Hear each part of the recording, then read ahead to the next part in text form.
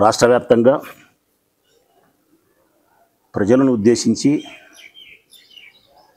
పేద విద్యార్థులను ఉద్దేశించి, వారి తల్లిదండ్రులను ఉద్దేశించి మాట్లాడుతూ ఉన్నా.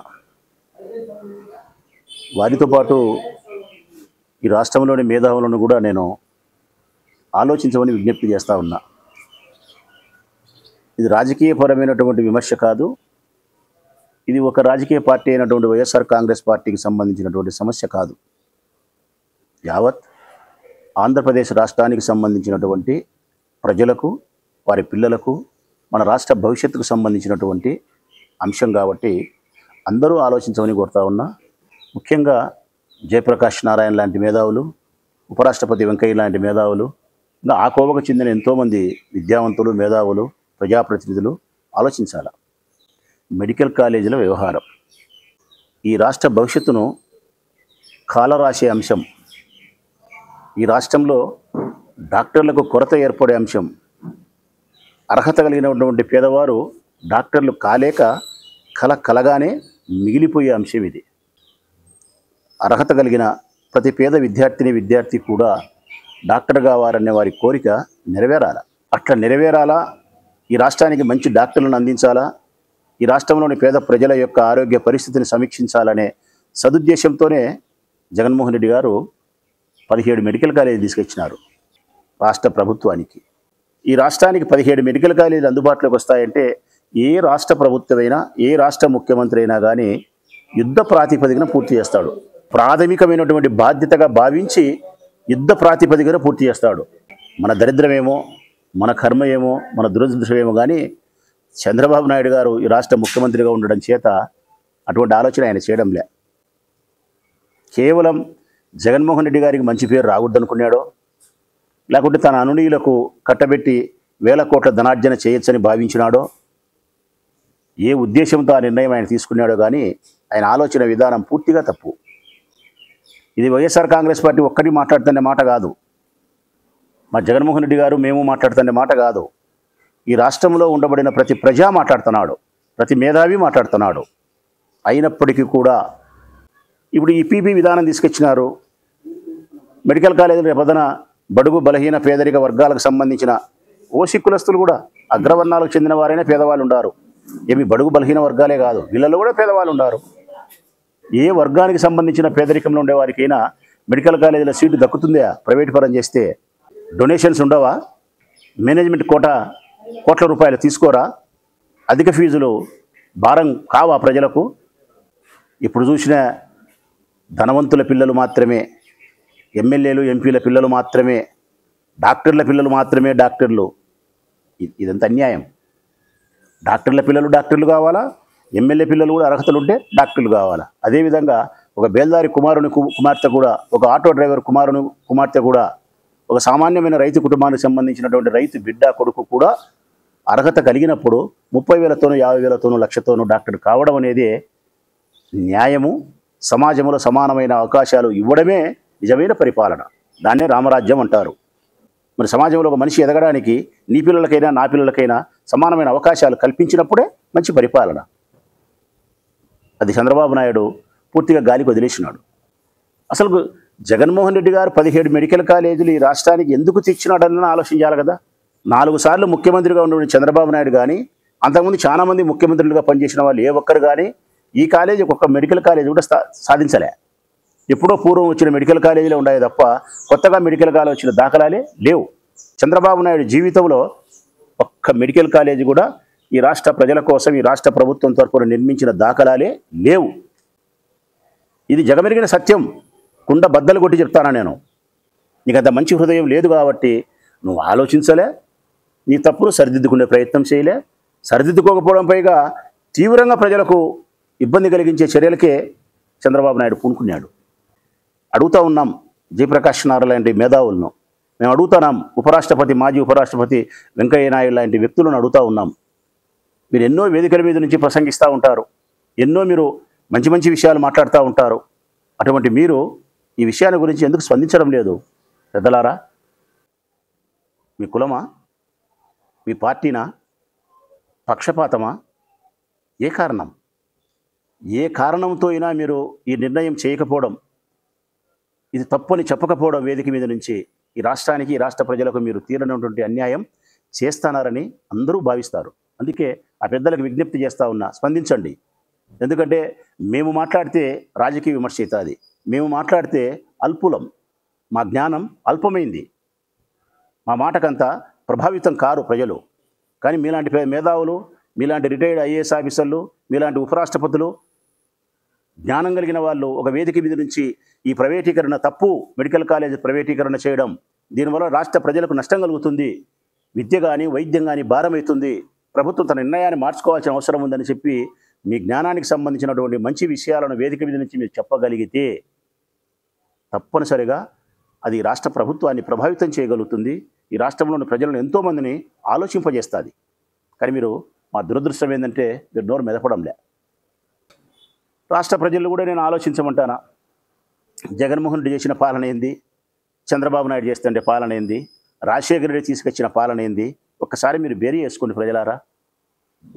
ఒక్కసారి ఇక్కడ మనం దివంగత నేత వైఎస్ రాజశేఖర రెడ్డి గారిని గుర్తుపెట్టుకొని ఇక్కడ గుర్తు చేసుకోవాల్సిన అవసరం ఉంది. ఎందుకు? ఈ రాష్ట్రానికి ఆరోగ్యశ్రీని, ఫీజు రియంబర్స్మెంట్ పథకాలను పరిచయం చేసిన మహానేత రాజశేఖర రెడ్డి అన్న. ఆ రెండు పథకాలే విద్యను, వైద్యాన్ని సగటు మనిషి దగ్గరికి, గడప దగ్గరికి తీసుకురాగలిగినాయి. ఈ రాష్ట్రంలో ఒక 10,000 రూపాయలు కూడా ఆసుపత్రికి ఖర్చు పెట్టుకోలేని కుటుంబం నుంచి లక్షల రూపాయలకు సంబంధించినటువంటి గుండె జబ్బులు వస్తే కూడా మనిషిని బ్రతికించుకోగలిగిన స్థితిని కల్పించినది డాక్టర్ వైఎస్ రాజశేఖర రెడ్డి అన్న. ఈ రాష్ట్రంలోని ప్రతి పేద ప్రజ గుండెకు ఆయుష్ను, శ్వాసను ఇచ్చినది ఆరోగ్యశ్రీ పథకం రాజశేఖర రెడ్డి అన్న. అందుకే ఈ రెండు పథకాల ద్వారానే, ఆరోగ్యశ్రీ, ఫీజు రింబర్స్మెంట్, ఈ రెండు పథకాల ద్వారానే రాజశేఖర రెడ్డి అన్న మరణించినప్పటికీ కూడా సజీవుడై ప్రజల యొక్క గుండెల్లో చిరస్మరణీయుడుగా ఉన్నాడు. మనస్ఫూర్తిగా చెప్తానా, రాజశేఖరునికి మరణం లేదు, రాజశేఖరుడు అమరుడు, ప్రజల హృదయాలలో ఎప్పటికీ నిక్షిప్తమై ఉంటాడు. ఈ రెండు పథకాలే ఆయన బతికించినాయి. అట్టి రెండు పథకాలను రాజశేఖర రెడ్డి అన్న తీసుకొచ్చి ప్రజలకు చేరువ చేస్తే, ఆయన సమాజంలో ఇప్పటికీ ఇంకా మరణించిన బ్రతికి ఉంటే, ఆ రెండు పథకాలను నువ్వు పూర్తిగా రద్దు చేసి గబ్బు పట్టించినావు రాష్ట్రాన్ని చంద్రబాబు నాయుడు. ఈ పొద్దు ప్రైవేట్ హాస్పిటల్లో పోతే బోర్డులు పెట్టినారు, ఆరోగ్యశ్రీ వర్తించదు, ప్రభుత్వం చెల్లించాల్సిన డబ్బు మా హాస్పిటల్కి చెల్లించలేదు కాబట్టి ఇక్కడ వైద్యం ఆరోగ్యశ్రీ ద్వారా చేయబడదు, డబ్బులు చెల్లించి వైద్యం చేయించుకోవాలని బోర్డులు పెట్టినారు. ఇది ప్రభుత్వానికి చిన్నతనం కాదా? ప్రజలకు ఆర్థిక భారం కాదా? వారి ప్రాణాలకు ప్రమాదం కాదా? ఫీజు రీయింబర్స్మెంటు, వాళ్ళ కట్టాల్సిన ఫీజులు మీరు కట్టక ఈరోజు పేద విద్యార్థులు కాలేజీ యాజమాన్యాలు ఇళ్ళకు పంపిస్తున్నాయి. మీరు ఫీజులు ప్రభుత్వం మాకు కట్టలేదు కాబట్టి మీ తల్లిదండ్రుల దగ్గర నుంచి డబ్బు తీసుకొచ్చి కడితే కాలేజీకి రాండి, లేకపోతే కాలేజీకి రావాకండి అని చెప్పి బయటికి గింటివేయబడుతున్నారు.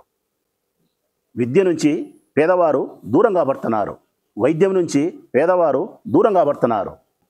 అంటే ఈ రెండు పథకాల ద్వారా మరణించిన మనిషి బ్రతికి ఉన్నాడు రాజశేఖర రెడ్డి అన్న. ఈ రెండు పథకాలను నువ్వు గబ్బు పట్టించి రోత చేసి ప్రజలకు దూరం చేసి బ్రతికి ఉండగానే ప్రజల హృదయాలలో మరణించిన వానితో సమానమైనవాడు. చరిత్రలో రాజశేఖర రెడ్డి అన్న ఎప్పుడూ ఉంటాడు, నువ్వు కూడా చరిత్రలో ఎప్పుడూ ఉంటావు చంద్రబాబు నాయుడు. కాకపోతే రాజశేఖర రెడ్డి అన్న చరిత్రలో బంగారు అక్షరాలతో రాయబడతాడు, కానీ చంద్రబాబు నాయుడు అనే నీవు మాత్రం బంగారు అక్షరాలతో రాయవు. ఖచ్చితంగా 100కి 100 భాగాలు చరిత్రహీనుడుగా నల్ల సిరాతో నీ పేరు రాయబడుతుంది. రాజశేఖర రెడ్డి అన్న పేరు మాత్రం బంగారు అక్షరాలతో, సువర్ణ అక్షరాలతో లిఖించబడుతుంది ఆయన పేరు. ఈ వ్యత్యాసాన్ని గమనించమని చంద్రబాబు నాయుడుకు వినయపూర్వకంగా నేను విజ్ఞప్తి చేస్తానా. నేను కటువుగా కూడా మాట్లాడంలే, నిన్ను సత్విమర్శగా స్వీకరించు. ఇది పూర్తిగా ఈ రాష్ట్ర ప్రజల హృదయాలకు సంబంధించినటువంటి మంచి అంశం. ఇది జగన్మోహన్ రెడ్డి గారు ఇది తప్పు అని చెప్పినాడు. మెడికల్ కాలేజీలు ప్రైవేటు పరం చేయొద్దు అని చెప్పినాడు.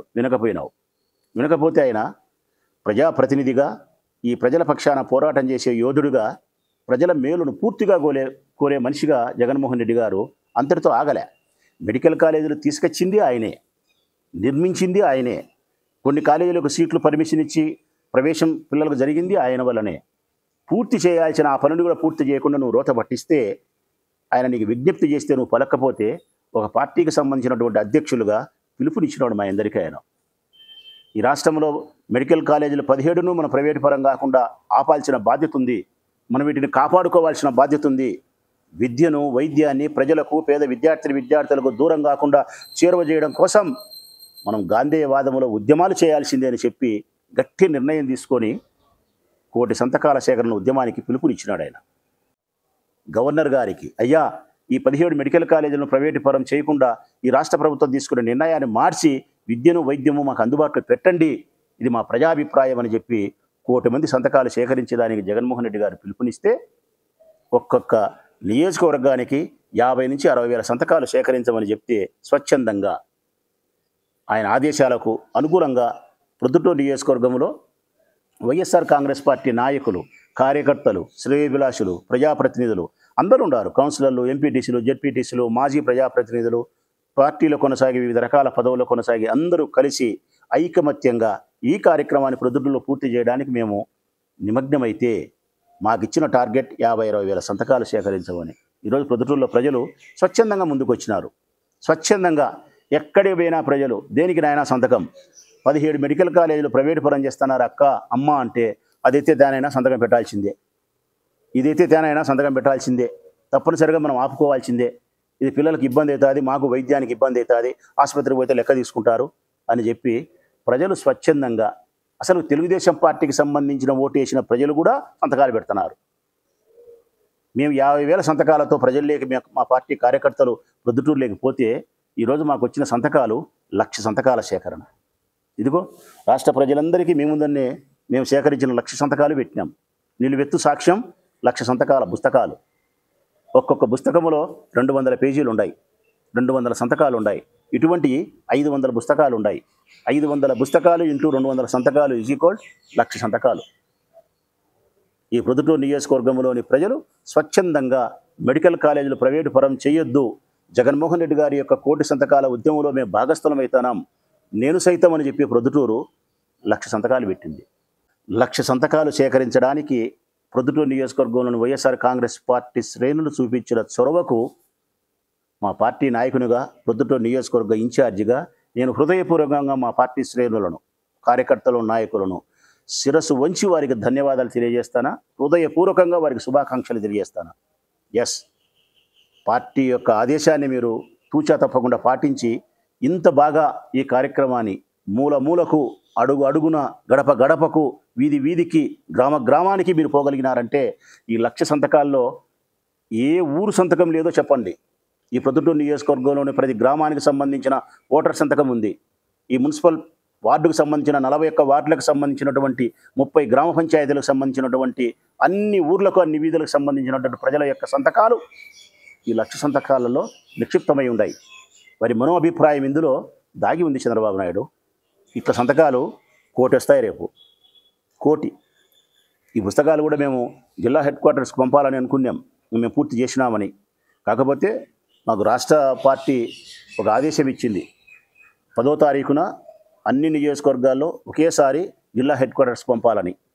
10వ తారీఖు వరకు పంపొద్దు, మీ దగ్గరనే పెట్టుకొని 10వ తారీఖు మాత్రమే రాష్ట్ర పార్టీ హైకమాండ్ ఆదేశించిన తర్వాత మీ నియోజకవర్గాల నుంచి మీ జిల్లా అధ్యక్షులకు ఇది పంపించాలా అని ఒక ఆదేశం ఉంది. కాబట్టి ఈ 1,00,000 సంతకాల సేకరణ మేము పూర్తిగా ఆ డబ్బాలలో పెట్టి మా దగ్గర భద్రపరిచి 10వ తారీఖున అందరితో పాటే మేము కూడా జిల్లా అధ్యక్షులు రవీణ గారికి పంపిస్తాం.